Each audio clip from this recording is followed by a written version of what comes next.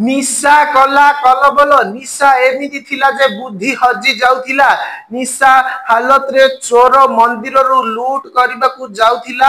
आ तापर कथा सुनिले आपण मध्य हेबे आश्चर्य। झारखंड राजधानी रांची रे चोर चोरी करबा को मां को मंदिर रे पसिथिला। मंदिर रो ताला भांगी भीतर को पसिथिला चोर। दान बाक्स भांगी टंका लूट करिथिला चोर। मां को मूर्ति रे लागिथिबा सुना रूपा अलंकार काढ़िथिला चोर। नेकी पळाउथिबा बेले निशा पाई घटना स्थल रे ही सोई पडिथिला चोर। आ मंदिर रु चोरी करी चंपट मारिबा चोर पक्ष रे संभव नथिला।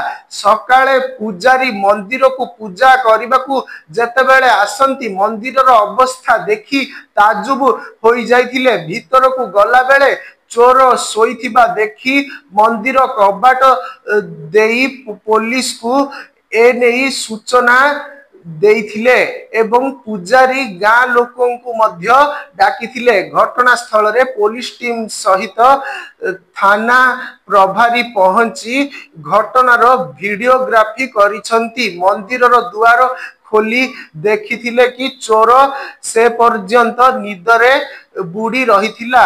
अनेक कसरत पर चोर को होश रे आनी छानबीन आरंभ करा जायतिला। परे पुलिस चोर को बांधिथिला।